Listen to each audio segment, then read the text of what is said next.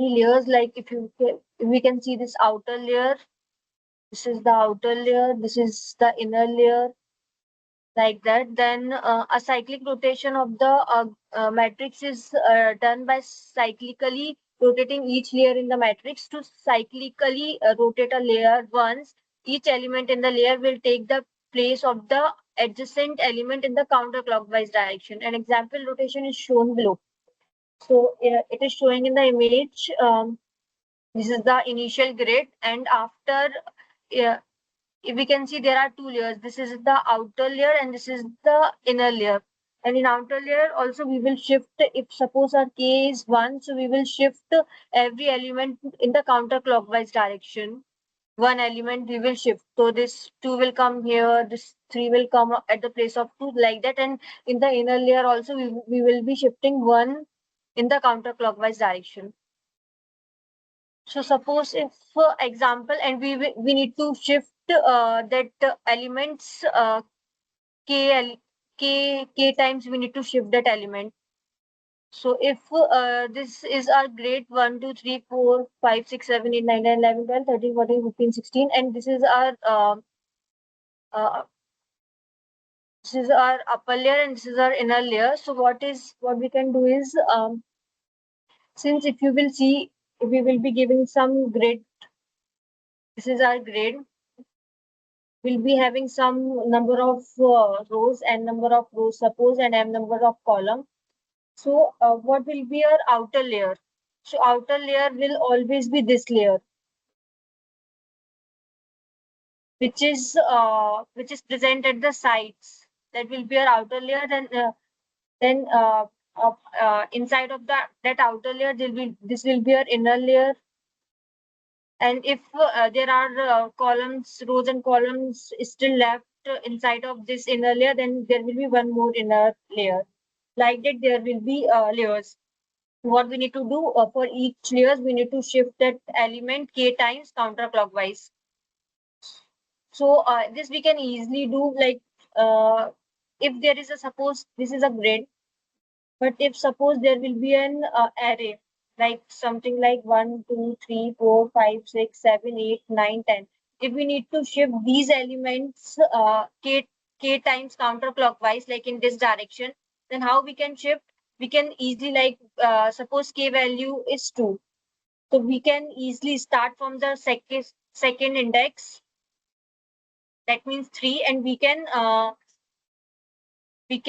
start from the that we can initialize new vector and we can start filling the elements from this kth element till till till uh, till is not yet declared, because after we will be done with these number, and till this n minus 1 we need to cover these element also. So we need to uh, traverse through the sides of the vectors. Like if the size of the vector is 10, so we need to traverse 10 times from this index. So if we will be starting from this second index, so 3, 4, 5, 6, 7, 8, 9, 10.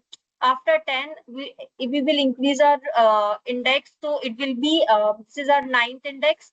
So after increasing it, our index will be 10. So if the index is equals to the size now, then we can do one thing, like we can do index equals to 0, so that after this element it can start from the 0th element.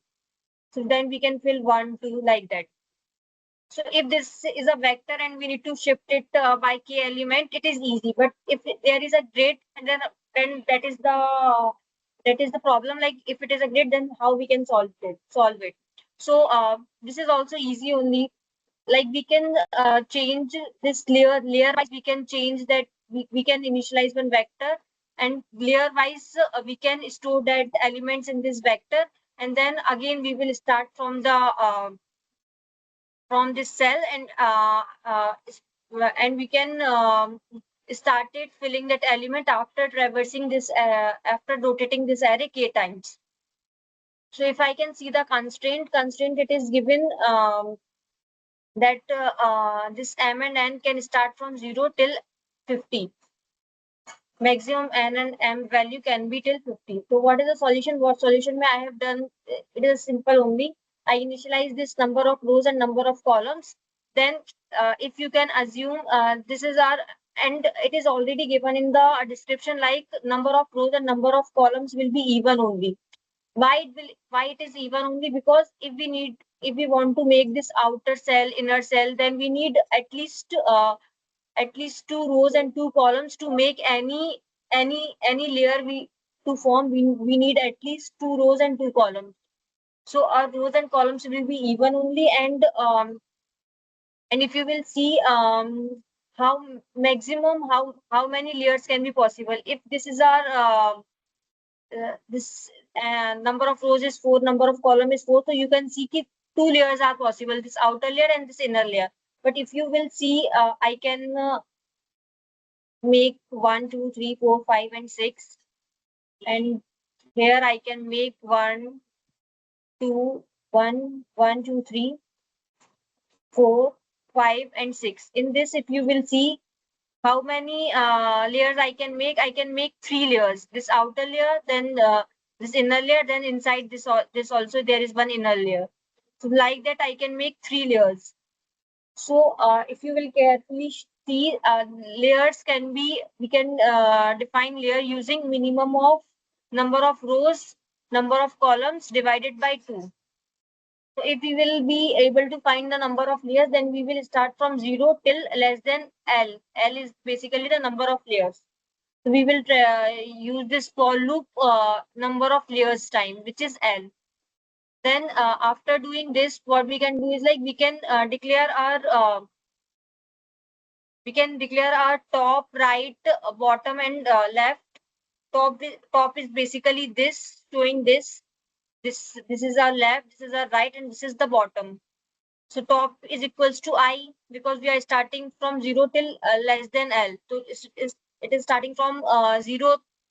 So it will be 0. Right, what will be the right? Right is equals to the column minus 1 and column minus n minus 1. Why we are column minus I minus 1? Why we are using this I? Because for outer layer, this value is 0. So right में the layer will be at column minus 1, but inner layer, after this there will be, this is outer layer, after this outer layer there will be some inner layer, that will be column minus 1 minus 1. So that will be column minus 2 will be the right of that. Like that we will be finding this right, bottom, and left. Then this is, we declared one vector. Then we started pushing, like first we will push this top layers, we will push in the vector. It starts from the left till right. Then we will push this right element. Then we will push this bottom element, and then we will push this left element. After pushing these elements in the vector, what we can do, we can see the size of the vector, that how many elements are there in that layer. Then we will see from which element we need to start. To start the element, I already told you that we need to start from the kth cell. I did this k modulo sz because so that we don't need to do more repetition in the circular way. That's why I did this k modulo sz. It will give me the minimum value of k, so that we will not be able to make rotation more than one circular rotation. Then we will start from this index, and whatever we are doing for the 1D vector, we can do the same thing.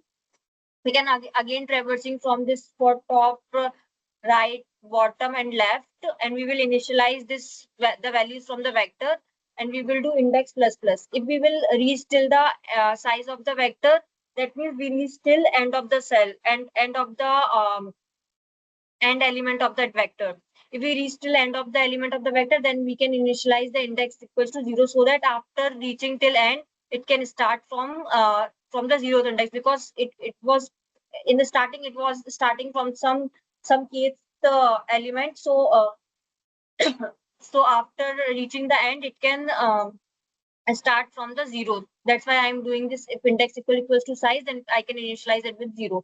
And at the end, I can basically return this grid. If I will see the time complexity, so what will be the time complexity? Time complexity will be, I use this one loop for the layers, that will be equals to my minimum of m and n, and inside that I have used one more one more for loop. So it will be minimum of m comma n